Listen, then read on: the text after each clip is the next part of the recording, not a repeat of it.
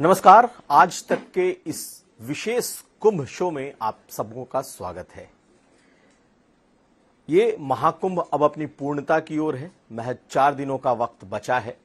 26 फरवरी को शिवरात्रि के दिन के स्नान के साथ ही ये कुंभ पूरा हो जाएगा।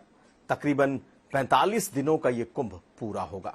कैसा रहा ये कुंभ, कैसे अनुभव मिले हैं, क्या कहीं कुछ गलतियां हुई, क्या सरकार को भी कुछ चीजें अखर रही हैं, इन तमाम मामलों पर बात करने के लिए इस वक्त हमारे साथ मौजूद हैं केशव प्रसाद मौर्य, डिप्टी सीएम उत्तर प्रदेश के। सर, स्वागत है आपका कुंभ के हमारे इस विशेष कवरेज में।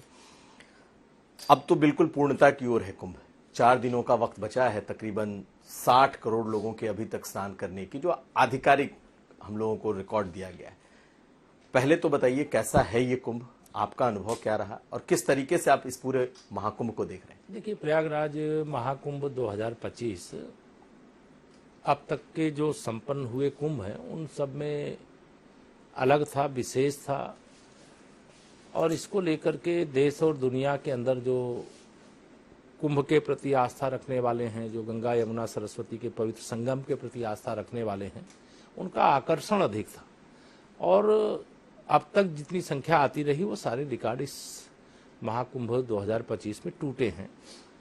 और प्रयागराज का वासी हूं और सरकार में उप मुख्यमंत्री हूं, तो इस नाते अतिथि देवो भव की भावना से अगर हम देखते हैं तो हमारे लिए गौरव की बात है। और पूज्य संतों का स्वागत करने का, तीर्थयात्रियों का स्वागत करने का, श्रद्धालुओं का आदर सत्कार करने का ये जो सौभाग्य मिला है, ये अपने आप में अद्भुत रहा है। लेकिन केशव जी, आप खुद भी, जैसा कि आप खुद भी प्रयागराज से आते हैं, आप एक तरीके के मेजबान की भूमिका में हैं। पहले के भी कुंभ हुए और इस बार का भी कुंभ हुआ। आपको कितना अंतर दिखता है? क्या सचमुच 60 करोड़ लोग इस प्रयागराज में पहुंच चुके हैं और अभी तो 4 दिन बचे हैं? नहीं, देखिए, पहुंच करके लोग आ रहे हैं और लोग जा रहे हैं। और जो संख्या के लिए निकालने की तकनीकी है, वह तकनीकी का इस्तेमाल करके जो इसके जानकार है वो आंकड़े प्रस्तुत करते हैं। और वह आंकड़े जो प्रस्तुत करते हैं उनको देखने के अलावा भी जो सबको दिखाई दे रहा है कि अगर प्रयागराज पूरा खचाखच भरा हुआ है पौष पूर्णिमा से लेकर के आज तक, अगर मध्य प्रदेश जो प्रयाग की ओर से जाने वाला रास्ता है या मध्य प्रदेश से प्रयाग आने वाला रास्ता भरा है, चित्रकूट मार्ग भरा है, विंध्याचल धाम का रास्ता भरा हुआ है, पूरा बाबा विश्वनाथ जी के धाम का रास्ता भरा हुआ है, अयोध्या धाम का रास्ता भरा हुआ है, तो यह जो आंकड़े हैं इस पर विश्वास करके और सदा यह तैयारी करना चाहिए कि प्रयागराज के महाकुंभ को लेकर के जो जन आकर्षण है, जो उस भारतीय संस्कृति के प्रति आस्था रखने वाला एक समाज इस धराधाम पे रहता है, वह चाहता है कि हम प्रयागराज महाकुंभ में जाएं और अपना जो अनुष्ठान है, कोई कल्पवास करता है, कोई अमृत स्नान करता है, और कोई 1 दिन के लिए जाता है, कोई 7 दिन के लिए जाता है, लेकिन जाना जरूर चाहता है। और जो नहीं जा पाया है उसको कहीं ना कहीं ये लगता है कि हम क्यों नहीं जा पाए। नहीं, तो लगता नहीं कि 144 साल की जो ब्रांडिंग है ये कहीं ज्यादा हो गई है कि 144 साल बाद ही ऐसा कुंभ आएगा और इस कुंभ में जो अमृत की बूंदें हैं वो गिरेंगी, तो 144 साल की ब्रांडिंग कहीं नहीं भारी पड़ी है? लगता नहीं है? नहीं, ऐसा नहीं कह सकते। ये तो आंकड़े होते हैं। आंकड़े मतलब जैसे अब जो 2025 के महाकुंभ में जिन तिथियों में, जिन ग्रह नक्षत्रों के योग के आधार पर ये पुण्य मुहूर्त बने हैं, अमृत स्नान हुए हैं, तो यह आज जो हुआ है इतिहास के पन्ने में दर्ज है। तो आज से 144 साल पहले जो हुआ है वह भी इतिहास के पन्ने में दर्ज है। तो जो दर्ज है उसी का, दूसरा देश और दुनिया भर में लोग आज बहुत प्रबुद्ध हैं, बहुत जानकार हैं।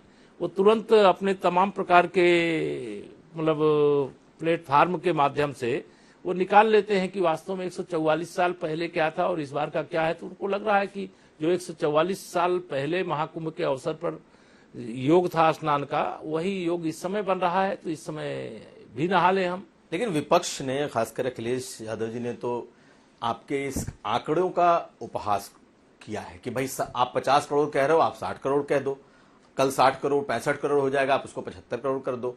कहने का मतलब है कि आंकड़ों को लेकर करके विपक्ष कतई संतुष्ट नहीं है। देखिए, श्री अखिलेश यादव जी का प्रमाण पत्र हमें नहीं चाहिए। वह राजनीतिक दल ही ऐसा है, वो परिवार ही ऐसा है जो चाहे अयोध्या से लेकर के प्रयागराज महाकुंभ तक, जैसे आस्था का दुश्मन हो, भारतीय संस्कृति का उफान अगर इस प्रकार से हो और इस प्रकार से जनसैलाब उमड़े, इस प्रकार से लोग वहां पर आकर के कुंभ के अवसर पर गंगा यमुना सरस्वती की त्रिवेणी में डुबकी लगावें, तो इनको हजम नहीं हो रहा। इनका जैसे मैं कहूंगा कि मानसिक संतुलन जैसे बिगड़ चुका हो और दृष्टि दोष हो गया हो और बौखला गए हों कि उनको लग रहा था कि 27 के सत्ताधीश बनेंगे और इस प्रकार से अच्छी व्यवस्थाएं हो रही, इतनी बड़ी संख्या में लोग देश भर से आ रहे हैं, प्रदेश के भी आ रहे हैं, तो उसके कारण से वो व्यथित हैं और इस प्रकार के उल जुलूल बयान जो देते हैं वह किसी भी राज्य के पूर्व मुख्यमंत्री हों या वर्तमान के वह उत्तर प्रदेश से ही सांसद हैं और चाहे वह एक राजनीतिक दल के अध्यक्ष हैं, वह जो नैतिक दायित्व है उसको भूल करके हर मामले में राजनीति करते हैं, जो बहुत घटिया है, बहुत निंदनीय है और मैं इसकी भर्त्सना नहीं। लेकिन आरोप तो ये भी लग रहे हैं कि ये महाकुंभ ऐसे हो रहा है मानो ये बीजेपी का महाकुंभ है, ये ऐसे हो रहा है जैसे सारा क्रेडिट बीजेपी ले जा रही है और इसी बहाने आप 2027 की तैयारी भी कर रहे हैं। कहने का मतलब है कि एक इसका पॉलिटिकल फायदा उठाने की पूरी कोशिश आपकी है। मैं कुमार अभिषेक जी आपके माध्यम से श्री अखिलेश यादव जी से यही कहूंगा कि वो अपनी आंखों का अच्छे डॉक्टर से इलाज करावें, अपने दिमाग का भी इलाज करावें और इस प्रकार के दोष देखना बंद कर दें। राजनीति करने के लिए हमारे पास बहुत मुद्दे हैं, राजनीतिक भाषण करने के लिए बहुत सारे विषय हैं, लेकिन महाकुंभ जैसे महाआयोजन जिसमें आस्था का जनसागर उमड़ पड़ा है प्रयागराज की ओर, और केवल प्रयागराज ही नहीं, अयोध्या हो, काशी हो, विंध्याचल धाम हो, चित्रकूट धाम हो, नैमिसारण हो और चाहे मेरे कान्हा जी की नगरी मथुरा वृंदावन हो, चारों तरफ लोग उमड़े हुए हैं। लोग आ रहे हैं तो जा रहे हैं दर्शन करने के लिए, लेकिन पता नहीं अखिलेश जी को तकलीफ क्यों होती है, राहुल जी को क्यों तकलीफ होती है, कांग्रेस के अध्यक्ष मल्लिकार्जुन खड़गे जी को क्यों तकलीफ होती है, क्यों उल्टे सीधे बयान देते हैं, मेरे समझ से परे। लेकिन मुद्दे तो आ ही रहे हैं ना। अब आप देखिए एनजीटी ने, केंद्रीय प्रदूषण बोर्ड ने, सबने यही रिपोर्ट दी, यही बात कह दी कि वहां का जो पानी है वो उसमें जो फीकल बैक्टीरिया है वो इस लेवल का हो गया है कि वहां पे गंदगी और मल की तादाद इतनी बढ़ गई है। सरकार का अपना काउंटर करने का तरीका है, लेकिन आपको लग नहीं रहा कि एक बहुत बड़ा मुद्दा सामने आ गया है? ये दुष्प्रचार करने का जो एक लोग अवसर खोजते रहते हैं, उनको दुष्प्रचार करने का अवसर मिला। देखिए, जब एनजीटी के माध्यम से जल की गुणवत्ता का अध्ययन किया जाता है और माननीय उच्च न्यायालय की उसमें देखरेख रहती है और उसमें जो गंगा जी का पवित्र जल है उसके कई स्थानों से सैंपल लिए जाते हैं, लेकिन जहां पर इस समय प्रयागराज में महाकुंभ के स्नान का क्षेत्र है, उसको मुख्यमंत्री जी ने भी सदन में भी बताया है कि वह क्षेत्र पूरी तरह से वहां का जल सुरक्षित है। कई वैज्ञानिकों ने भी आज अपने सब अध्ययन करके वो आंकड़े प्रस्तुत किए हैं कि वहां का जल स्नान योग्य है। और दूसरी सबसे बड़ी बात है, जो वहां महाकुंभ में डुबकी लगाने के लिए आ रहे हैं वो रोज गंगा जी, यमुना जी के, सरस्वती के संगम में डुबकी लगाने वाले लोग नहीं, वो तो स्विमिंग पूल में नहाने वाले हैं, बाथटब में नहाने वाले हैं, बाथरूम में नहाने वाले हैं। वो दिखाई दे रहा है, हमने भी देखा है, हमने भी डुबकी लगाई है, आपने भी देखा होगा। मेरे जानकारी में पिछले 20-25 साल से जो मैं जानता हूं उसके हिसाब से ऐसा अविरल और निर्मल प्रवाह गंगा जी का, यमुना जी का मैंने इसके पहले कभी नहीं देखा। लेकिन ये कंफ्यूजन हुआ क्यों? केंद्र में आपकी सरकार है, प्रदेश में आपकी सरकार ये सरकार है, केंद्र की एजेंसी सरकार रिपोर्ट देती है। नहीं, देखिए, सरकार और एनजीटी अलग अलग है। एनजीटी सरकार की तमाम सारी परियोजनाओं को कहता है कि इसको करो, इसको न करो, वो तो अपने आदेश निर्गत करता है, लेकिन वो सरकार से जोड़ करके और वह दिल्ली और लखनऊ की लड़ाई बताने की कोशिश, जो राजनीति की बयानबाजी है। आपको लगता है पानी बिल्कुल एकदम अविरल निर्मल है और डुबकी लगाने लायक है, आचमन करने लायक है, और इतना अविरल और निर्मल प्रवाह जो वहां पे लगातार स्नान करते हैं उनसे भी आप पूछेंगे तो वह भी बताएंगे, जो वहां जल का लगातार विश्लेषण करते रहते हैं गंगा जी के पवित्र जल का, उनसे भी पूछेंगे तो वह सब बताएंगे कि इस समय का जो स्वरूप है वह अपने आप में अद्भुत है, अलौकिक है, आनंददायक है, आध्यात्मिक उन्नति का एक बहुत मतलब आनंद प्रदान करने वाला यह अवसर रहा है। लेकिन इसी महाकुंभ में एक दाग भी आप पर लग गया। मौनी अमावस्या के दिन भगदड़ मच गई, 30 लोग 30 लोग इसमें मर गए, कई घायल हैं, इसको आप किस तरीके से देखते हैं? क्योंकि इतना बड़ा महाकुंभ है और भगदड़ हो गई और भी संगम पे हो गई जहां पे नहीं, स्नान कर। ये घटना दुखद है, इसका हम सबको अफसोस है। 30 लोगों को हमने भी खोया है, मतलब उन परिवारों ने भी खोया है। और महाकुंभ अगर सकुशल संपन्न होता, कोई भी ऐसी दुखद घटना ना होती, तो हमें और खुशी होती। इसका हमें बहुत दुख है। सरकार ने जितने प्रबंध करने चाहिए वो करने का लगातार प्रयास किया, लेकिन भीड़ का सैलाब जो सामान्य ढंग से हर बार महाकुंभ के अवसर पर, कुंभ के अवसर पर, अर्धकुंभ के अवसर पर आता रहा है, उससे अधिक संख्या इस बार आई है। और उसके कारण इस प्रकार की घटना, दुर्घटना जो दुखद हुई है, उसका हमें अफसोस है। हम सभी ऐसे परिजनों के प्रति अपनी संवेदना जाहिर करते हैं और भगवान उनको गंगा मैया शक्ति दें कि वो ये दुख को सह सकें। लेकिन केशव जी, एक बात तो विपक्ष कह रहा है ना कि आप जो लोग मरे हैं कम से कम उनका डेटा तो दे दीजिए, कौन लोग मरे हैं, उनके नाम सामने आ जाएं, उनके परिवारों के नाम सामने आ जाए, घायलों के नाम सामने आ जाए। अब इस बात को तकरीबन 20-22 दिन होने को हैं और अभी तक मालूम ही नहीं कि मरने वाले कौन है।